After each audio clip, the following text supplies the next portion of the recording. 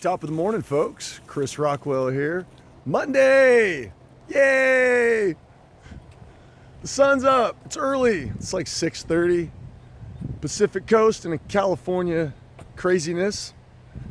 So I figured Bradley and I just get out of the crazy cities and chaos and take our morning walk down by the river. Hope you guys had a nice weekend. We had a great weekend. Doing some really cool stuff with work and with our company and just kind of like living life, man. You know, enjoying what and where I live and why I moved here, away from the cities, with all the really smart people, quote unquote. And we're building a revolutionary technology company in an environment like this. Country. Doing it with people who are real human beings who have families and make their families a priority.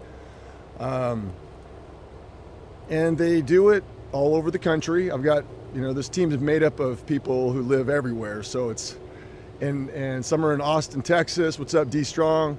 We've got people up in the Seattle area. What's up, Chaz, Chop, Crazy Town, my old stomping grounds. Used to live in Seattle twice. Crazy. Talk about sophistication going off the rails, dude. That's what happens when people think they're too smart. I'm not kidding. San Francisco, are you listening? Los Angeles, New York, and you guys listening? So for all you young people, if you think that going to the city is where you're going to find success and all the smart people, you might want to reconsider that. You might want to start believing in yourself a little bit more. You might want to start utilizing the technology and access to information, this thing called the internet, that's totally being censored now, algorithmically, to the point where anybody who's actually trying to live independently and normally, you're gonna get a lot of weird information that confuses you. So trust your gut, man. That's the point of this whole thing. There's a lot of really bad people in this world, and unfortunately they are people who have most of the power in terms of, and I've been around them. I've worked directly around these insane psychopath humans who have no heart and they don't care about anything else but greed and money and power and crazy shit. And I grew up playing competitive sports and building number one groundbreaking technology companies and digital media companies. And I did it with some really cool people. And I also did it with some really fucked up people. And, I had to get away from it because I was either going to continue to get like that or just I was going to be destroyed because I have a heart still. And so that's why I came back to the country, started over, got myself clean and kind of like detoxing off of the metropolitan, I don't know, the whole city lifestyle chase and false reality, where families don't matter, people don't matter. It's just the next, what can you do for me? So it doesn't work. I mean, it works for a while and all that, but it doesn't build a solid community. There's total fragmentation, even though the left loves to talk about how much they care. The policies just destroy. There's no such thing as free money. Free money's bad money.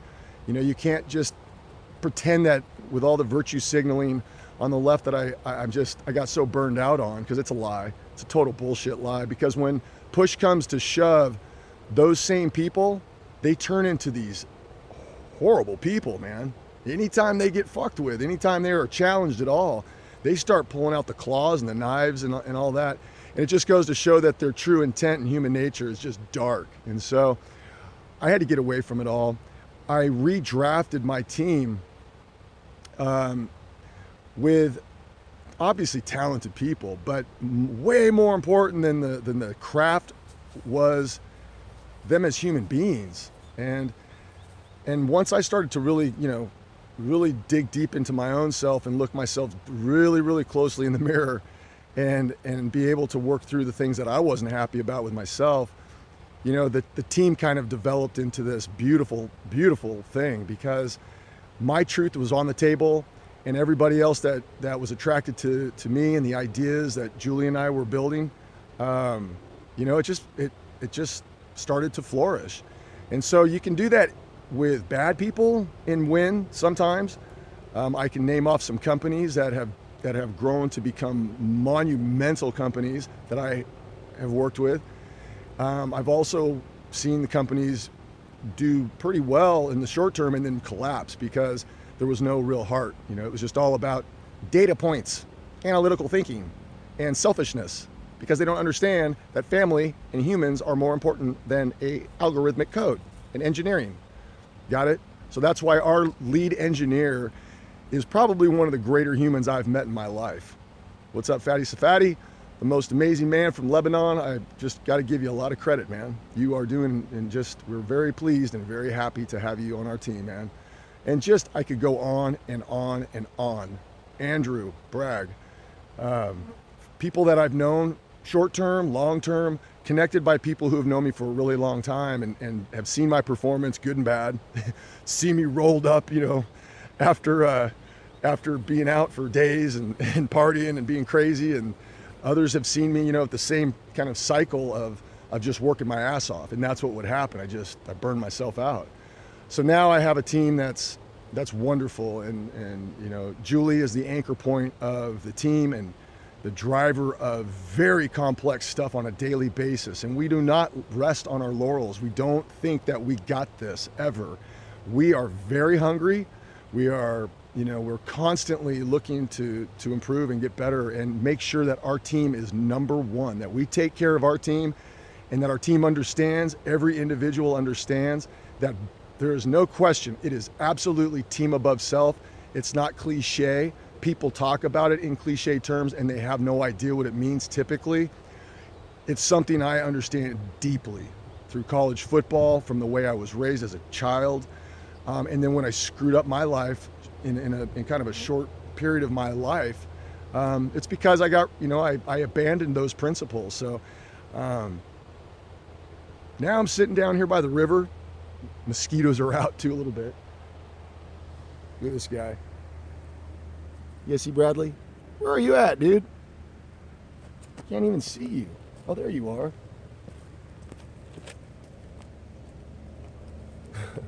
So that's what we're doing, dude.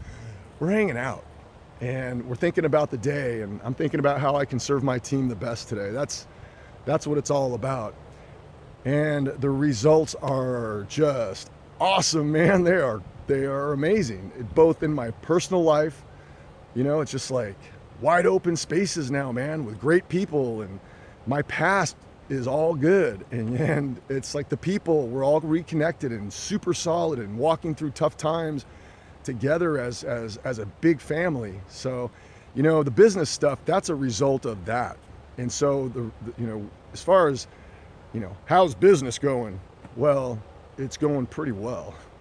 And it's also because I've been willing to sacrifice, for the team in a way that I've never done before. I had to turn down job opportunities back in the city that would have put me back financially in a nice place, just like that. But I would have missed the struggle, and I would have missed what it really means to start over and rebuild from scratch the right way, and I don't even know how to describe it, man, but it's like I was up setting chokers not long ago with a logging outfit, in the mountains, and I ran into a friend of mine who's pretty high up in the water company that's in town here, and it was really cool to see him. What's up, Dan? Because it's like he's like, what the hell are you doing here? And I'm like, I'm looking for life experiences. I want to challenge myself to be able to do things that are not easy. Does that make sense? I want to challenge myself. I want to see what it's like, and I've proven this to myself, so that's why I'm talking about it now.